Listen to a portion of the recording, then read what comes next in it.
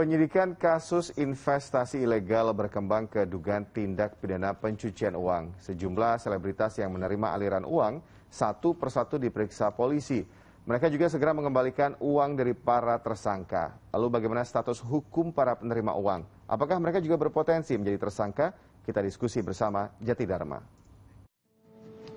Belakangan banyak banget artis yang terlibat kasus investasi ilegal. Ada yang jadi endorser alias pengiklan.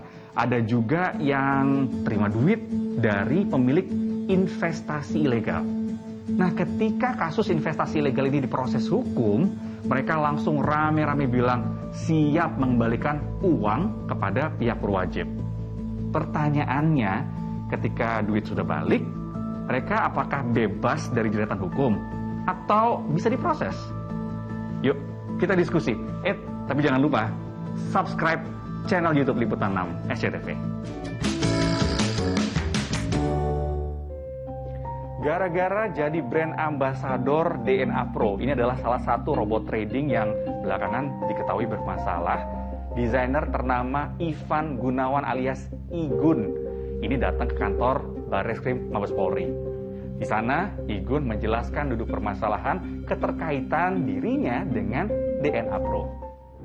Hubungan saya dengan DNA Pro selama ini adalah saya hanya sebagai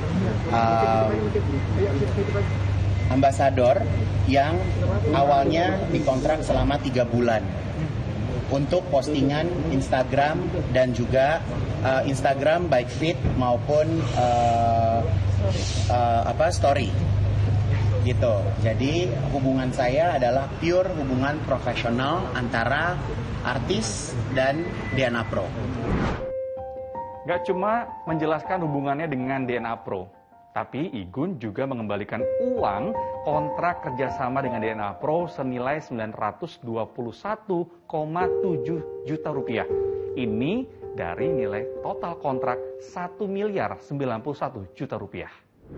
Jadi total kontrak yang diberikan oleh DNA Pro kepada saya hari ini saya kembalikan. Saya laporkan kepada Barreskrim.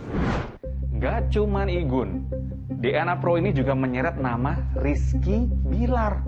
Wah, keseret lagi nih.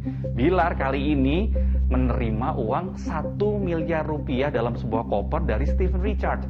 Steven Richard ini adalah salah satu co-founder dari DNA Pro.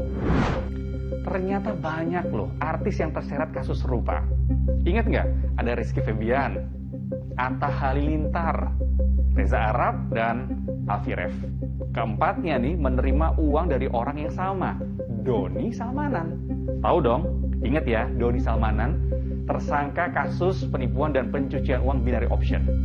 Nah, keempat orang tadi sepakat dan mereka mengaku siap mengembalikan uang yang sudah diterima. Gak habis pikir deh, kenapa ya para artis ini mudah sekali menerima uang? Ketika terima duit, mereka mikir gak ya, kok orang ini baik banget sih ngasih duit segitu banyaknya? Terus duit yang segitu banyaknya ini, duit halal apa duit hasil kejahatan? Kira-kira kepikiran gak ya waktu menerima duit? Nah, pertanyaannya, saya jadi penasaran, mereka ini akhirnya bisa diproses sebagai tersangka atau enggak ya? Menurut saya, ini kalau dibiarkan hanya sekedar bahwa dia sudah mengembalikan, kemudian begitu saja, ini tidak akan mendidik. Karena apa? Seperti ini, fenomena seperti ini itu sering sekali terjadi. Dan lagi dalam hukum pidana, sebaiknya penegak hukum juga sudah harus melihat peran serta mereka itu. Sepenting apa sih peran itu, signifikan apa tidak? Gitu kan? Jadi ini kan sangat signifikan karena mereka itu pesohor, jadi membuat orang lebih percaya. Waduh, kakak-kakak public figure, gimana nih?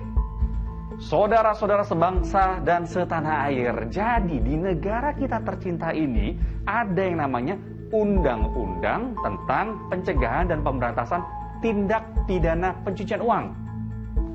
Dan di pasal 5-nya tertulis, setiap orang yang menerima atau menguasai penempatan, pentransferan, pembayaran, hibah, sumbangan, penitipan, penukaran atau menggunakan harta kekayaan yang diketahuinya atau patut diduganya merupakan hasil tindak pidana. Dipidana dengan pidana penjara paling lama 5 tahun dan denda paling banyak 1 miliar rupiah. Public figure ini kan exposure-nya kuat ya. Jadi ya udah pasti disasar oleh para pelaku tindak pencucian uang ini dengan metode investasi ilegal untuk mencari korban-korban. Dan bener aja, sangat mudah loh. Korban yang sekarang sudah mencapai jutaan. Nih catatannya Otoritas Jasa Keuangan alias OJK. Data kerugian masyarakat akibat tergiur dan terjebak investasi ilegal di kurun waktu 2011 sampai 2021 mencapai 117,4 triliun. Tuh kan, udah banyak nilai kerugian dan korbannya. Jadi ini harusnya jadi alarm otomatis buat kita agar hati-hati jangan sampai terjebak. Tapi kalau memang pengen investasi untuk melipatkan harta kekayaan kita, nah ini harus riset baik-baik ya, investasinya legal atau ilegal. Tapi gimana cara risetnya? Caranya langsung meluncur ke websitenya OJK, Otoritas Jasa Keuangan.